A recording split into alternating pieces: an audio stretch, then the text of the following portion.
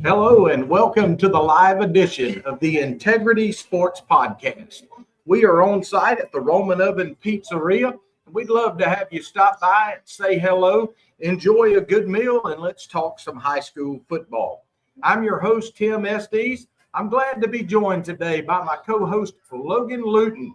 Scott Westbrook is on assignment out in Colorado tonight, and so Logan will join us for tonight's podcast. Our show is brought to you each week by our friends at Harper's Tree and Stump Removal. If you have any tree trimming, tree removal, or stump removal needs, call Harper's Tree and Stump Removal. You can reach Keith at 229-314-2048 or at 229-938-2412. Harper's Tree and Stump Removal. They're the proud premier sponsor of the Integrity Sports Podcast.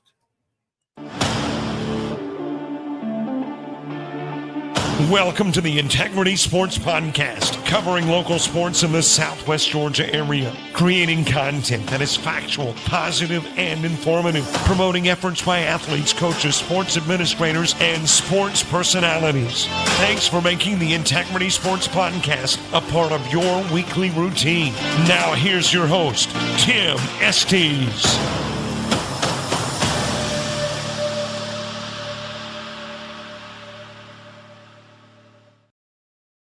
We are entering week 4 of the high school football season here in Southwest Georgia.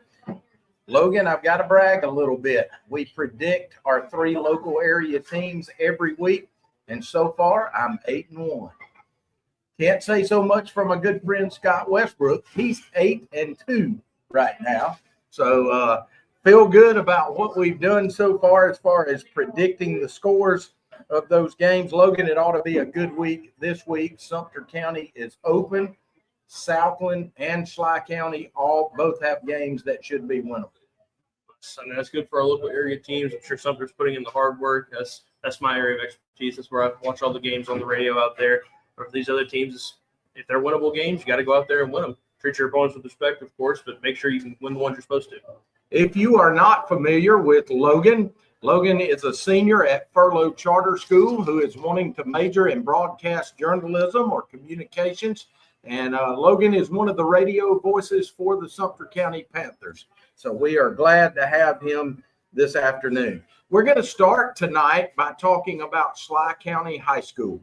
Schley County picked up their first win of the season last week, had a 20-6 win over Irwin County.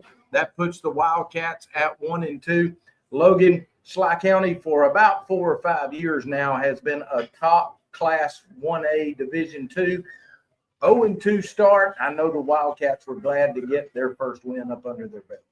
For sure, and that's I heard about it. I hear about the local area games, so I was hearing about Schley, and it's like, man, what's going on over there? Because we're so used to them being good, usually knocking out wins, but it's good to see them finally get one under the belt. It should be a big confidence booster going into the rest of the season, especially this week. For Schley County last week, they got on the scoreboard early in the first quarter. Jeremiah Johnson scored the first touchdown. It was a 3-yard run in the first quarter. The PAT was good. Schley County led it 7-0. Not far after that, later in the first quarter, Blake Weldon tossed a short touchdown pass, and Schley County missed the PAT, but at the end of the first quarter led 13-0. It stayed that way until the third quarter. Finally, in the third quarter, Schley County scored one more touchdown. Amir Nelson had a short touchdown run, and that made the score 20-0. So not a lot of scoring all at one time, but the good thing is Schley County got the win. Here's what kind of surprised me, Logan. You had 2 teams that were winless, that both are usually a powerhouse in Class 1A. And you look at the stat sheets, Blake Weldon for Schley County only had 38 yards passing. Not your typical Blake Weldon day. Schley County only had 135 yards rushing. So total offense didn't have a whole lot, but were able to manage to get the win.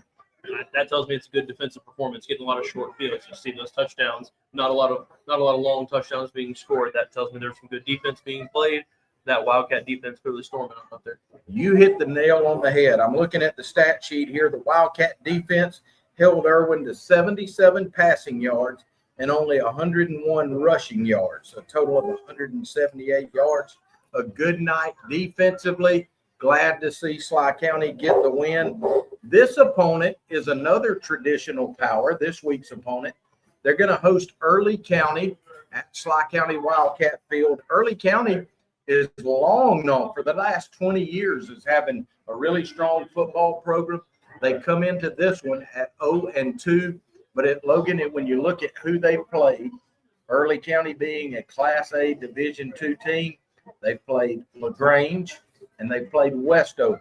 Had a really close game with Westover, 28-24. They've had a blowout loss to LaGrange, who's an even bigger school, but they played really good competition. I'm sure that will play into Early County coming in fired up this week. Almost certainly. And it's when you're playing above your class, punching above your weight, so to say, and especially a team like Westover, you're able to compete, not as big as LaGrange, but you're competing with a school that's above you. Once you play a team that's on your level, you feel even better about your ability to win because you've shown that you can play with guys above you. So on your level, you should be able to beat teams. Absolutely. And battle-tested the Bobcats will be, but will Sly County be able to keep that winning mojo after a big win last week? And we'll see. We'll talk about that toward the end where Logan and I will predict the winners. Our show is brought to you by several sponsors each week. One of those is Carter's Fried Chicken. They're located at 206 Tripp Street in Americus. Owner Mike Shadows and his staff have been feeding Southwest Georgia for more than 30 years. They offer daily lunch specials that feature baked or fried chicken, vegetables, and a great dessert. And they do it all at an affordable price. Carter's Fried Chicken is a supporter of all of our local area teams and wishes everyone the best of luck in 2025. Thanks again to Carter's Fried Chicken for sponsoring this segment of the Integrity Sports Podcast. Also want to mention, again, we're at Roman Oven. There's a huge crowd here tonight. Coach Chris Ballauer of South Georgia Tech has his men's basketball team. There's not much at the bar right now because those guys can eat, Logan. So we were lucky to get a few pieces of pizza.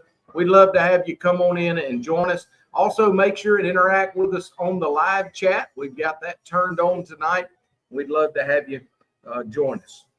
Let's move on to the Southland Academy Raiders. The Raiders got their first win of the year last week, a 40-18 win over Marion County.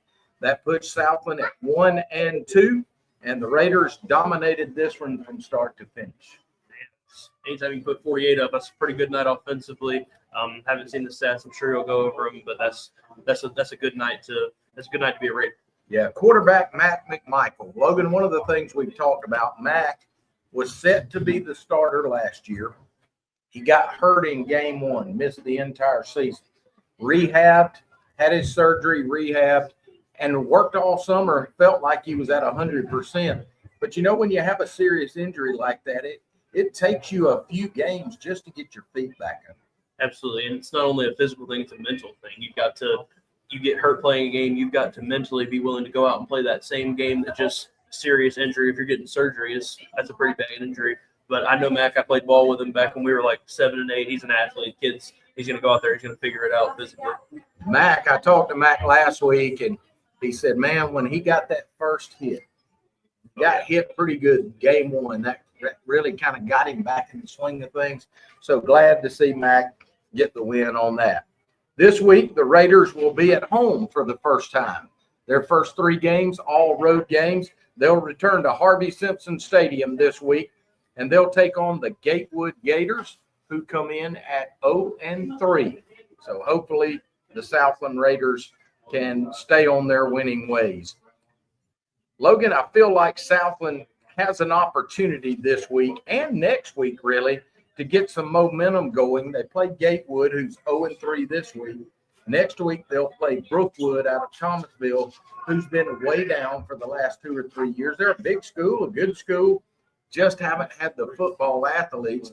If you're the coaches or a player at Southland Academy, you're sitting at 1-2, but your next 2 games are winnable. You got to have a lot of confidence going into these next 2. You absolutely do. And you just put up 40 points in your last game, so you know that you're riding high as a team. You've got to carry that momentum. Like I said earlier, you need to treat your opponents with respect because they're still capable athletes. If you go in there thinking you're going to blow them out, that's how you get surprised and get beat. But you've just put up 40. You know what you do. Carry over schemes, carry over your mindset. Just you know how to play the game now. You've gotten a win. You've gotten into the swing of things, so to speak. You got your quarterback back. It's time to go. One of the things Scott and I have talked about with Southland for the last 2 seasons has been their front-loaded, very tough schedule. They played Deerfield Windsor, who's ranked number 1 in the classification above them. They've played Westfield, who's also one of the top 2 or 3 teams in that classification. Got a very, very tough schedule. But once you get 3 or 4 games into a season, you start kind of figuring out who's going to be really good, who's going to be average, and who's not going to be so good. So I got a chance this week to go through the Southland schedule and look at their opponents. And Logan, I think the Raiders as a floor can get 5 wins. They should get to that 5-win mark as the floor. If they keep playing like they played last week and as they build, we saw Chance Jones last year really compete against the best teams toward the end of the season. If they'll continue that trend, I think their ceiling is 7 wins or more. I'm sure the coaches are thinking the same exact thing, especially and you got your returning players that have seen how they can compete towards the end of the year. So the thought is kind of if you can get there with your head still above water, if you know that you can start to play towards the end of the year, that's where you get going. You can see it in baseball all the time. Guys will kind of coast through the first half, and then they turn it on after the All-Star break. It's that same thing. Keep your head above water. Make sure that you're still competing. Once by the time you get towards the end of the year and you can start playing, start pushing for a real good spot. We're glad you're joining us. I'm Tim Estes. I'm joined by Logan Luten. We're talking high school football here at Roman Oven Pizzeria. Our show is brought to you tonight by our friends at the Marty McDonald State Farm Insurance Agency. They're located at 925 Martin Luther King Jr. Boulevard in Americus. Go by and see Marty, Mary Lynn, or any of their fine staff and let them discuss your insurance needs. They can even do the famous discount double check to make sure you're receiving all of the savings that are available to you. Give them a call at 229-928-3686 or look them up on Facebook. Thanks again to Marty McDonald State Farm. And remember, like a good neighbor, State Farm is there. That takes us to the team that Logan will know a good bit about and hopefully can shed some light on where they really are right now. That's the Sumter County Panthers. The Panthers moved to 3-0 with a blowout win over Pike County, 44-0 this past Friday night. Logan, Sumter County's got an open week this week, and then they come back with probably the 2 weakest opponents on their schedule, being Kendrick and Jordan. Tell us a little bit about where Sumter County's at right now.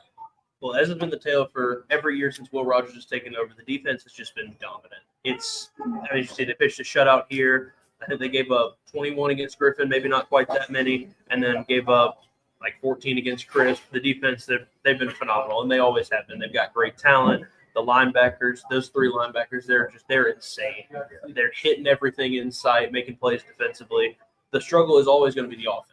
The offensive talent is there. The defense gives them short fields. And when the offense struggles, the defense has the talent to bail them out. But it's just getting the offensive consistency to go down. Quarterback Ishmael Jones, I don't doubt that he's a good quarterback. I just think last year we saw he had problems. He would go to his first option always. He would never look anywhere else. And so if that guy was covered, he'd be liable for an interception or 2. But now this year, for the first couple games, I've seen he's a little bit slower going through every option. Yeah. And last week he was better. He was making better decisions, but sometimes I think he was kind of went too much in the opposite direction, looking through every read, taking forever to get the ball out. And so he'd have to scramble, throw on the run, or just take a sack. I think this open week is a great chance for them to kind of get that offensive flow, get that consistency. And they need to, of course, make sure they can beat these 2 easy teams because you get in a few weeks that game with Carver. Yeah. And that's the one. That's the game. And you don't want to stump your toe prior to that October the 10th matchup. Absolutely not. This is both of those teams, Carver and Sumter. That's the region championship, regardless of where it's played. That's those 2 teams. Those are going to be the ones, right? Because those other Columbus teams they're not the best. Right. at least compared to Sumter and Carver. They're not on that same level. And so those two teams are always going to put out a good show, but you can't think about Carver too far in advance. As fans, we can. We can do that all we want. That's right. But as players, especially when you go up against Kendrick and Jordan, these two schools that you know you should beat. They stomped them last year. Sumter's probably better this year than they were last year. There's no reason to lose those games, but you can't think about it like that. You have to play it this game and then play the next game and then just play game after game. It's such a cliche, but it's a cliche for a reason. You've got to just go week by week. And I think that Panther squad's capable of doing it. They've got a really great coaching staff that'll help them if their minds don't get quite right. I think it should be a good season for Sumter.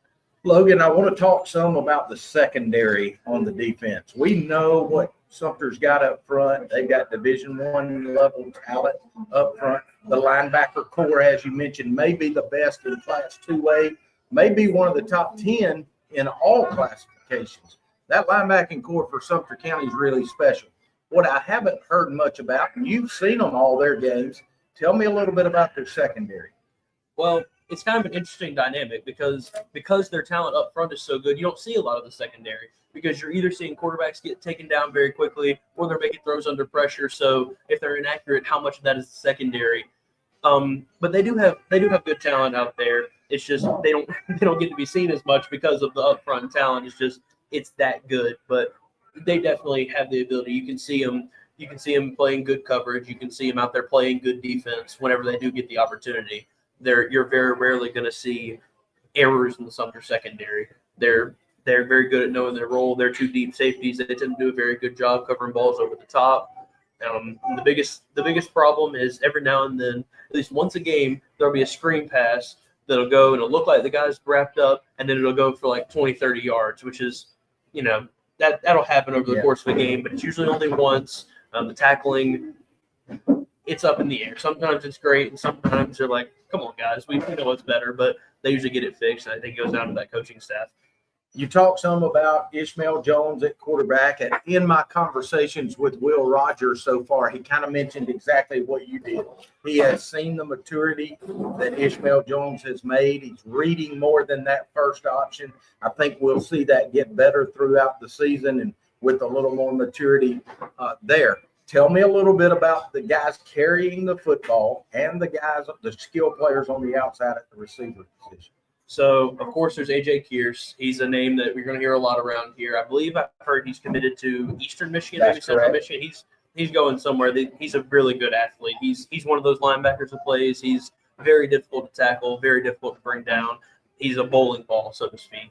And they've got a couple other guys. They have A.J. Kearse, who's your power back. He's also fast. And they go to a scat back. So just smaller guys who are just boom, boom. We're just darting around. Haven't seen a lot of Quayshawn Tatum this year. I don't know if he's hurt or just not playing. But there is some guy, I'm not sure his name. He's number 24. He's lightning out there. They're practically the same. He's just not quite as strong as Tatum, but he's filling that same archetype, that same role. Guys who are running around quickly, get them to the outside. You're not catching them unless you're Usain Bolt. And then the receivers, they've got pretty much the same receivers as last year. They've got Amari Woodard. He's 6'4", 6'5". I would say feed him the rock on pretty much every throw. Yeah. That's the high school Randy Moss out here.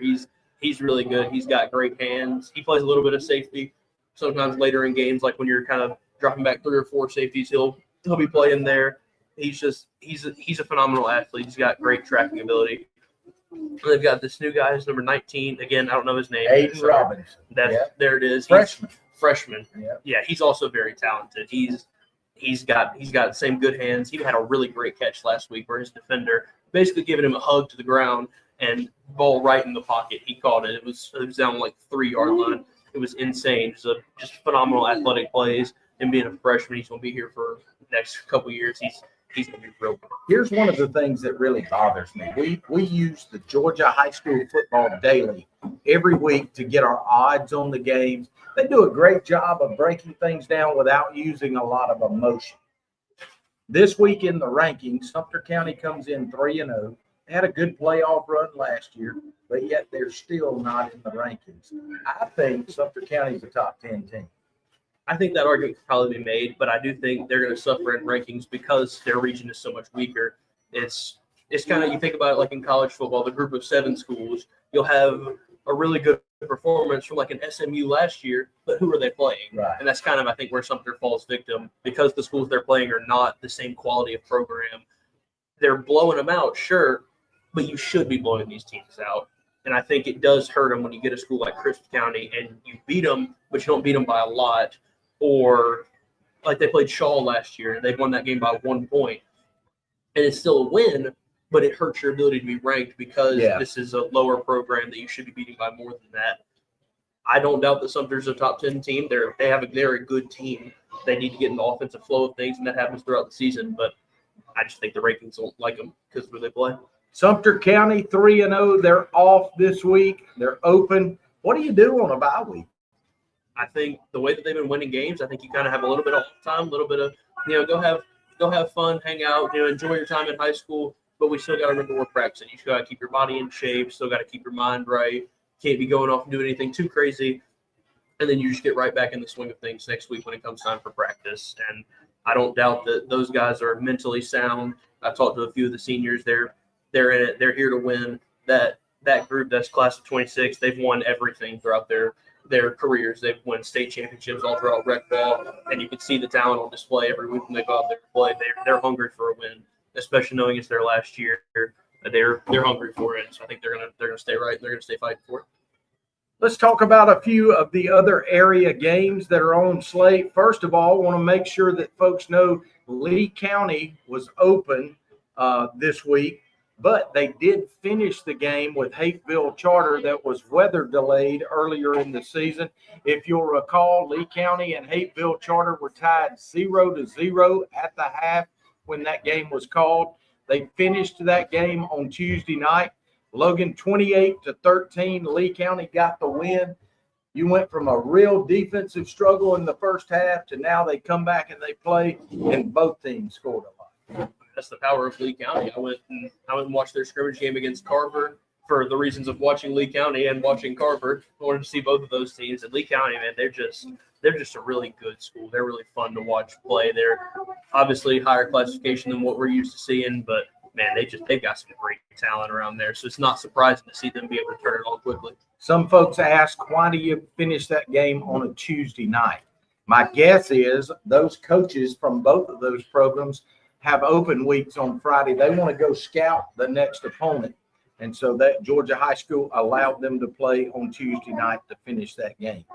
Taylor County lost to Wheeler County 28-20 on Thursday last week. This week, they'll travel, or I think they're at home, actually. They're in Butler. They'll take on GMC, Georgia Military College's prep team. GMC comes in at 0-3. I think Taylor County gets a win. Georgia Football Daily has Taylor County as a 28-point favorite. No, I don't know much about either of those schools. I'm gonna trust the experts on this. Anytime there's a school that's 0-3, I don't know Taylor's record, but you like to think you can beat them regardless of your record. Here's one I think you will know something about. Crisp County. Crisp County is currently 0-3. They lost to Fitzgerald 30-7 last week. The Cougars won't see it get any easier this week. They travel to Fort Valley. They'll take on the Peach County Trojans. Peach is always a strong program. Logan, as I watched Crisp County that night, not only did they impress me with the way they competed until the final second. It was a close game. And if you look at who they've played really good teams so far. They've competed in every game. But Georgia High School Football Daily has Peach as a 34-point underdog. Or Peach is a 34-point favorite. I don't think there's any way you can deny Peach County, but they've been good for my entire life. Everything I've ever heard about Peach County has been, wow, those guys are good. It's going to be real tough to beat them. I think Sumter played Peach County one year. It's been a few years ago, early in the season. Whew, it was not a pretty affair. I did see Crisp County play Sumter. They were competing in that game, and it was in this battle of the Flint. That's the rivalry. So everyone's playing tough in that game. But I can't see them having a chance against Peach County. Macon County, they're currently 0-3. See you guys. Macon County is 0-3. They'll travel to Manchester. Manchester, who has traditionally been a Class 1A power, they'll come into that game at 0-2. So two teams, Macon County and Manchester, both who are good year in and year out. Both are winless. So one of those teams going to get their first win this week. Macon County will travel to Quitman and take on Miller County. I'm sorry, that's Marion. Macon County 0-3 travels to Manchester, who is 0-2. Manchester is a 21-point favorite in that game. I don't know what to say about that. I guess it's got to be the home field advantage. Just two teams that hadn't won a game, and Manchester, if they've been historically good, it could just be a little skid. You find yourself going throughout a season. I'm going to have to go with Georgia High School Football Daily because I don't know a lot about either one of those teams, but they put Manchester that much of a favorite. There must be something to it. Finally, the last area game before we get into our three local teams, Marion County 0-3 travels down to Quitman to take on Miller County. Miller County is a 13-point favorite. So I'm going to go with Miller County in that one as well. Marion really struggling this year. That gets us to our three local teams. Of course, Sumter County open, so we won't have a prediction. I'm going to be quite sure that they're going to remain undefeated this week. I'm going to have to agree with you there. But let's start with Sly County. Sly County is at home. They'll take on Early County, who is 0-2 right now. Here's something I've never seen before, and I've been following Georgia High School Football Daily a long time. They usually will list the team they're picking to win first, the loser second, and then they'll give you the odds. This one they had stacked on top of each other, and they had Sly and Early on top of each other, and the number's 0. So they think statistically this is a toss-up. In talking to some of the coaches who have seen these two teams play, they're leaning toward Early County. They're a little more battle-tested. They run a wing T offense. Sly's defensive front has really struggled so far. That's where I'm going to give the edge to Early County. I'm going to have to pick Early County. Well, if they run a wing T and the defensive front is struggling, I'm definitely going to have to agree with you. We're right there. You got to push. That's the wing T offense is down in the trenches, and if your defensive front can't handle it, you're not going to be able to stop them. Southland Academy, they are at home this week for the first time all season. Raider fans, get out and support your team. They'll be at Harvey Simpson Stadium tomorrow night. Kickoff is at 7:30. They'll face the Gatewood Gators. Georgia High School Football Daily has Southland as an 18-point favorite. I think after you dropped 40 in your last game, you got your quarterback back to form. I think I'm going to have to agree with that. My perfect 0-0 record is on you, Tim. That's right. We're agreeing. So I hope you know your stuff. Southland, you've got my vote this week. Get your second win of the season, and Raider fans, get out and support those guys. Logan, that's all the high school football. But before we sign off today, I want to talk a little college football and some NFL football. University of Georgia hosts the powerhouse Austin Peay this week. Are you a Georgia fan? I keep up a little bit. I can't imagine they would lose that game. It's another one of those. They did it with Marshall last week. If you pay some school to come in, get whooped, is how it is. That's right. Georgia and Austin Peay, definitely going to go with Georgia in that one. Good to see Sly County product Zayden Walker get some playing time in his first game as a freshman last week for Kirby Smart's Georgia Bulldogs. Hope that he'll get some more playing time this week. The Auburn Tigers will host the Ball State Cardinals, another perennial power, and definitely going to go with Auburn on that one. Here's one that really interests me last week. Florida State. They say that was an upset against Alabama. I know Gus Malzahn really well. He did very well at Auburn when he was there. Had some struggles over at Central Florida, but now he's the offensive coordinator for Florida State. They play East Texas A&M. I didn't even know there was an East Texas A&M. That's these 3 games. You get some school come in, get back to form, but on FSU, goodness gracious, I got a big buddy of mine. He's an FSU fan, and we were talking about the game, and I was like, "There's no way that FSU does anything against Bama." And then he texted me the score, and I was like, "You've got to be lying." So you Photoshop the picture. Something's happening here. I saw it. I was like, I texted him. I was like, "We need to fire DeBoer immediately." I think a lot of Alabama fans would agree with you. Get Saban back. I saw so many memes about that after they lost because Alabama is the powerhouse for so long. Now that Alabama is I guess not on the same level. It's a joy of most college football fans to poke at Alabama and point and laugh. Logan, you're a big NFL fan, and the NFL gets kicked off with week 1 tonight. Who is it playing tonight? It's the Eagles and the Cowboys in Philadelphia. And who's going to win that one? I'm going to have to go with Philadelphia. The reigning Super Bowl champs who have returned most of their team, all of their stars are coming back, and it's a rivalry game. And nobody likes the Cowboys, but especially not their division rivals. And the Cowboys just traded their star defensive player, Micah Parsons. Yeah. So their defense isn't going to be what it was. They don't have a good running back. They refuse to sign anyone. They're not looking the same. I don't see a way that they win that game. The NFL starts tonight, which is Thursday night. They'll have another game on Friday. Is that right? They will. A game on Friday, games on Saturday, games on Sunday. So and Monday night football. A lot of NFL football coming your way over the course of this weekend. Go Steelers. Logan, I appreciate the fact that you joined me tonight on very short notice. Remember, Scott Westbrook is headed out toward Colorado. He and Coach Scott Burgess are headed out that way. Want to wish the Colorado Buffaloes the best of luck this weekend. A lot of their players watch us in the training room every week. Carson, we're pulling for you and hope you have a good week. Want to thank everyone that came by to see us tonight at the Roman Oven Pizzeria. And remember, we have several sponsors. Go by and support them. Want to thank Harper's Tree and Stump Removal, Carter's Fried Chicken, and Marty McDonald's State Farm Insurance. Go out and support your local team tomorrow. For my friend Logan Luten, I'm Tim Estes. Thanks for watching. So long, everybody.